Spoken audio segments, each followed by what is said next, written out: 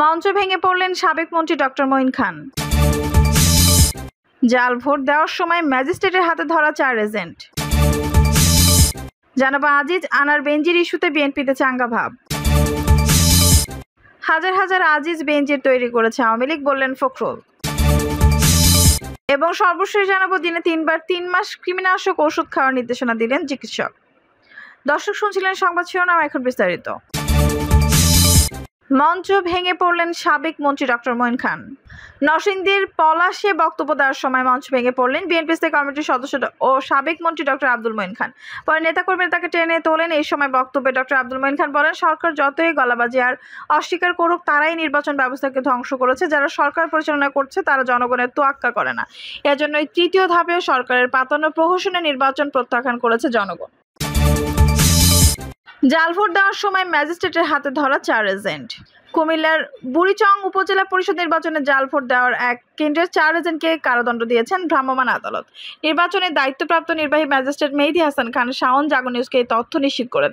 তিনি বলেন, ফরিদপুর সরকারি প্রাথমিক বিদ্যালয় কেন্দ্র পরিদর্শনে গিয়ে দেখা যায় 2 প্রার্থী 4 এজেন্ট জাল ভোট দিচ্ছেন। এ সময় তাদের হাতে নাতে আটক করা হয়। পরে ভ্রাম্যমাণ আদালতের মাধ্যমে প্রত্যেককে 4 দিনের বিনাশ্রম কারাদণ্ড দেওয়া হয়। আজিজ আনার বেঞ্জির ইস্যুতে বিএনপিতে চাঙ্গা ভাব। 7 জানুয়ারি নির্বাচনের পর বিএনপির মধ্যে হতাশার সুস্পষ্ট লক্ষণ দেখা দিয়েছিল। বিএনপি নেতা কর্মীদের মন ভেঙে গিয়েছিল। 11 জানুয়ারি আওয়ামী লীগ টানা 4র্থবারের মতো মন্ত্রিসভা গঠন করেন। এই মন্ত্রিসভা গঠিত হওয়ার পর মার্কিন যুক্তরাষ্ট্র সহ বিভিন্ন দেশের পক্ষ থেকে নতুন সরকারকে যেভাবে অভিনন্দন জানানো হয়, প্রশংসা করা হয়, তাতে বিএনপি নেতাকর্মীদের মধ্যে এক ধরনের ভেঙে পড়া মনোভাব লক্ষ্য করা গিয়েছিল। তারা এতই হতাশ হয়েছিলেন যে আন্দোলনের কর্মসূচি দিনেও তাদের অনীহা দেখা গিয়েছিল। শুধুমাত্র তৃণমূলের নেতাকর্মীরা নন, শীর্ষস্থানীয় নেতাকর্মীদের মধ্যে এই হতাশা মহামারীর মতো ছড়িয়ে পড়েছিল। কিন্তু সেই বিএনপিতে আবার নতুন করে চাঙ্গা ভাব লক্ষ্য করা যাচ্ছে গত কিছুদিন ধরে। বিএনপি নেতাদের মধ্যে একটি উল্লাস ভাব লক্ষ্য করা যাচ্ছে। সব নেতাকর্মীরা এখন মনে করছেন সরকারকে এখন চাপ দেওয়ার সময় এসে গেছে। বিএনপির এই মানসিকতা পরিবর্তনের প্রধান কারণ হলো বাংলাদেশের 3টি ঘটনা। রাজনৈতিক বিশ্লেষকরা মনে করছেন 28 অক্টোবরের পর থেকে বিএনপির হতাশা গ্রাফ বাড়াতে শুরু করেছে। পুরো জানুয়ারির মাস জুড়ে বিএনপি নেতৃত্ববৃন্দের মধ্যে ব্যাপকভাবে হতাশা গ্রাস করেছিল এবং এটি চূড়ান্ত আকার ধারণ করে যখন ডোনাল্ড লু বাংলাদেশ সফর করেন এবং ফুচকা খেয়ে ক্রিকেট খেলে যখন তিনি নতুন সরকারের সঙ্গে অতীতের তিক্ততা ভুলে সম্পর্কে এগিয়ে নিয়ে যাওয়ার বার্তা দেন। কিন্তু এর পরপরই আজিজ আহমেদের উপর নিষেধাজ্ঞা, বেনজির আহমেদের সম্পদ জব্দ এবং আনার হত্যাকাণ্ড নিয়ে বিএনপির মধ্যে একটি চাঙ্গা ভাব লক্ষ্য করা গেছে। বিএনপির মহাসচিব মির্জা ফখরুল ইসলাম আলমগীর কদিন আগেও লোকচক্ষু অন্তরালে ছিলেন। সিঙ্গাপুরে এসে চিকিৎসা নিয়ে এসে ওমরাহ পালন করেছেন এবং পরে সময় কাটাচ্ছিলেন। দলের মহাসচিব পদ থেকে সরে দাঁড়ানোর ব্যাপারেও আগ্রহ জানিয়েছিলেন। সেই মির্জা ফখরুল ইসলাম আলমগীর এখন সরব হচ্ছেন এই 3 ইস্যুতে। এই 3 ইস্যুতে তিনি ব্যাপক কথা বলেছেন। বিএনপি নেতারা বলছেন এই 3টি ইস্যু জনগণের মধ্যে এক ধরনের কাঁপন ধরিয়েছে। সাধারণ মানুষ মনে করছে সরকারের ভিতর দুর্বৃত্তরা এবং দুর্নীতিবাজরা শক্তপোক্ত জায়গা করে ফেলেছে। এই কারণে এখন জনগণকে সঙ্গে নিয়ে আন্দোলন বেগবান করার উপযুক্ত সময়, আর এই কারণেই তারা নতুন করে রাজপথে নামার পরিকল্পনা গ্রহণ করেছে।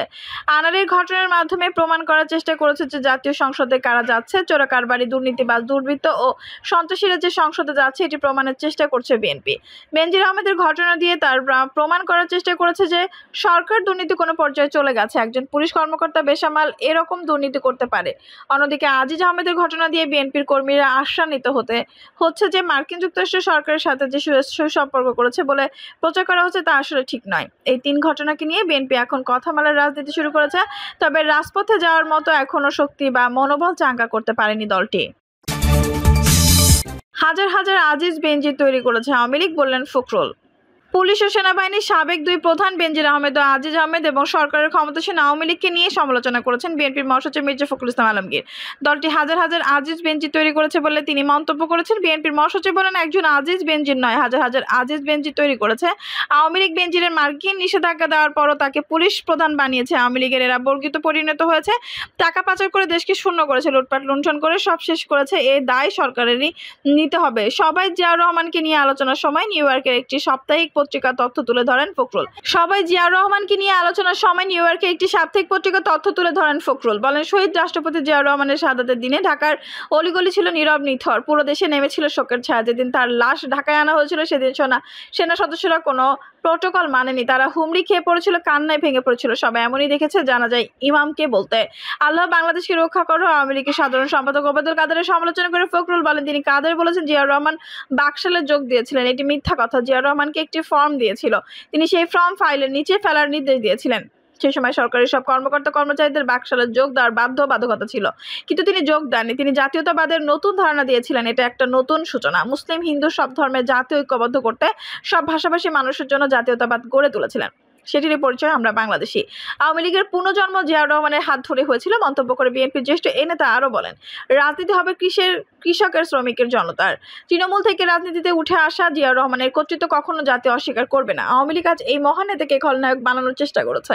ক্ষণজন্মা মানুষটিকে নিয়ে তারা উল্টাপাল্টা কথা বলে। জনগণ সিদ্ধান্ত নেবে কে কার বিচার করবে। সরকারের উদ্দেশ্যে এই বাক্যটি উল্লেখ করে মির্জা ফখরুল বলেন, ইতিমধ্যে বিচার হয়েই গেছে, নির্বাচন দেন না কেন? আমরা বলিনি আমাদেরকে ক্ষমতায় বসিয়ে দাও, আমরা বলি নিরপেক্ষ নির্বাচন দাও, জনগণ সিদ্ধান্ত নেবে। তারা জানে নিরপেক্ষ নির্বাচন হয় তারা 10% ভোটও পাবে না। এই দেশে সংসদীয় গণতন্ত্র চালু করেছিলেন বিএনপি চেয়ারপারসন বেগম খালেদা জিয়া। তিনি জনগণের চাওয়াকে প্রাধান্য দিয়ে কেয়ারটেকারের সরকার ব্যবস্থা চালু করেছিলেন। তিনি আরও বলেন, বীরের যে আত্মত্যাগ ও মায়ের অশ্রুধারা কি বিফলে যাবে? না। আসুন আমরা সবাই বেরিয়ে পড়ি। যারা এই দেশের সংস্কৃত দেশকে ধ্বংস করে, এই দানবদেহের পরাজিত করতে মানুষের অধিকার প্রতিষ্ঠিত করে। সবাই বিএনপিএসসি কমিটির সদস্য মির্জা আব্বাস বলেন, এই দেশটাকে রাঘব বোয়ালদের হাত থেকে চলে যাচ্ছে, গিলে ফেলার চেষ্টা করা হচ্ছে, এই দেশের গণতন্ত্র নিশ্চিত করা হচ্ছে। এই অগণতান্ত্রিক সরকার যা করছে কোনোটিই দেশের পক্ষে যাচ্ছে না। তারা নিজেদের জন্য সব করে যাচ্ছে। এই সরকার কখনো মানুষের মঙ্গল চায়নি, এরা স্বাধীনতাও চায়নি। আর্মি জিয়াউর রহমানই গণতন্ত্র প্রতিষ্ঠা করেছিল, আর আওয়ামী লীগ সকল রাজনৈতিক দল নিষিদ্ধ করে বাকশাল কায়েম করেছিল। নিষিদ্ধ হওয়া আওয়ামী লীগকে জিয়াউর রহমানই রাজনীতির করার সুযোগ করে দিয়েছিল, অথচ বাকশালে তারাই বিলুপ্ত হয়েছিল। সভাপতির বক্তব্য মেজর হাফিজউদ্দিন আহমেদ বলেন, আজ এই দেশে চোরের দেশ, সেনাবাহিনীর প্রধান আর পুলিশ প্রধান চোর। এটাই হলো দেশ। মুক্তিযুদ্ধের সমস্ত স্বপ্ন ধূলিসাৎ করেছে আওয়ামী লীগ। দিনে 3 বার 3 মাস কৃমিনাশক ওষুধ খাওয়ার নির্দেশনা দিলেন চিকিৎসক। রোগীর ব্যবস্থাপত্রে প্রতিদিন 3 বার করে টানা 3 মাস কৃমিনাশক ওষুধ সেবনের নির্দেশনা দিয়েছেন চাঁদপুরের এক চিকিৎসক। তবে বিষয়টিকে স্লিপ অফ পেইন বলে মন্তব্য করেছেন তিনি। রংপুর মেডিকেল কলেজ হাসপাতাল থেকে MBBS ডিগ্রিধারী সুমাইয়া আজাদ প্রাপ্তি নামের এক চিকিৎসক চলতি মাসের প্রথম সপ্তাহে ব্যবস্থাপত্রটি দেন 22 বছর বয়সী এক নারী রোগীকে। সুমাইয়া আজাদ CMU আলট্রা এবং BMDC নিবন্ধিত। তিনি বর্তমানে চাঁদপুরের ফরিদগঞ্জ উপজেলা মজিদিয়া ট্রাস্টের আইডিয়াল ডায়াগনস্টিক সেন্টারে গাইনি ও মেডিসিন বিশেষজ্ঞ এবং সনোলজিস্ট হিসেবে নিয়মিত রোগী দেখছেন। সাধারণত চিকিৎসকেরা প্রাপ্তবয়স্ক ব্যক্তিদের জন্য প্রথম দিনে 1 ডোজ, এর 7 দিন পর আরেক ডোজ কৃমির ওষুধ দেন। এরপর একটি নির্দিষ্ট মেয়াদের পর পুনরায় কৃমিনাশক ট্যাবলেট খেতে পারেন। এ বিষয়ে ডক্টর সুমাইয়া আজাদ প্রাপ্তি বলেন, এটা স্লিপ অফ পেইন। ক্যালসিয়ামের ওষুধ এলজেন্টা DS লিখতে চেয়েছিলাম, সেটা অসাবধানতাবশত এলবেন DS হয়ে গেছে। এদিকে ডক্টর সুমাইয়া আজাদ প্রাপ্তির দেওয়া ব্যবস্থাপত্রের ছবি সামাজিক যোগাযোগ মাধ্যমে ছড়িয়ে পড়লে সমালোচনার ঝড় ওঠে। নাম পরিচয় গোপন রাখার শর্তে একাধিক ফার্মেসির পরিচালক জানান, এমন ভুল তিনি একাধিকবার করেছেন।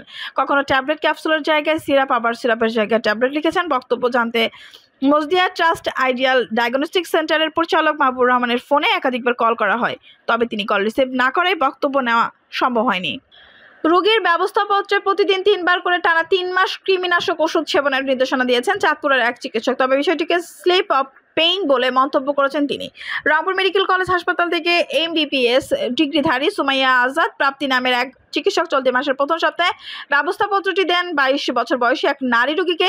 সুমাইয়া আজাদ CMU আলট্রা এবং BMDC নিবন্ধিত। তিনি বর্তমানে চাঁদপুরের ফরিদগঞ্জ উপজেলা মজিদিয়া ট্রাস্টের আইডিয়াল ডায়াগনস্টিক সেন্টারে গাইনি ও মেডিসিন বিশেষজ্ঞ এবং সনোলজিস্ট হিসেবে নিয়মিত রোগী দেখছেন। সাধারণত চিকিৎসকেরা প্রাপ্তবয়স্ক ব্যক্তিদের জন্য প্রথম দিনে 1 ডোজ, এর 7 দিন পর আরেক ডোজ কৃমির ওষুধ দেন। এরপর একটি নির্দিষ্ট মেয়াদের পর পুনরায় কৃমিনাশক ট্যাবলেট খেতে পারেন। এ বিষয়ে ডক্টর সুমাইয়া আজাদ প্রাপ্তি বলেন, এটা স্লিপ অফ পেইন। ক্যালসিয়ামের ওষুধ এলজেন্টা DS লিখতে চেয়েছিলাম, সেটা অসাবধানতাবশত এলবেন DS হয়ে গেছে। এদিকে ডক্টর সুমাইয়া আজাদ প্রাপ্তির দেওয়া ব্যবস্থাপত্রের ছবি সামাজিক যোগাযোগ মাধ্যমে ছড়িয়ে পড়লে সমালোচনার ঝড় ওঠে। নাম পরিচয় গোপন রাখার শর্তে একাধিক ফার্মেসির পরিচালক জানান, এমন ভুল তিনি একাধিকবার করেছেন। কখনো ট্যাবলেট ক্যাপসুলের জায়গায় সিরাপ, আবার সিরাপের জায়গায় ট্যাবলেট লিখেছেন। বক্তব্য জানতে মজদিয়া ট্রাস্ট আইডিয়াল ডায়াগনস্টিক সেন্টারের পরিচালক মাহবুব রহমানের ফোনে একাধিকবার কল করা হয়, তবে তিনি কল রিসিভ না করায় বক্তব্য নেওয়া সম্ভব হয়নি। দর্শক, এই ছিল এখনকার সর্বশেষ সংবাদ। নিউজটি ভালো লাগলে অবশ্যই একটা লাইক দিন, কমেন্টে আপনার মূল্যবান মতামত জানান। সবসময় আমাদের পাশে থাকতে সাবস্ক্রাইব করে বেল বাটনটি অন করে রাখুন। ধন্যবাদ।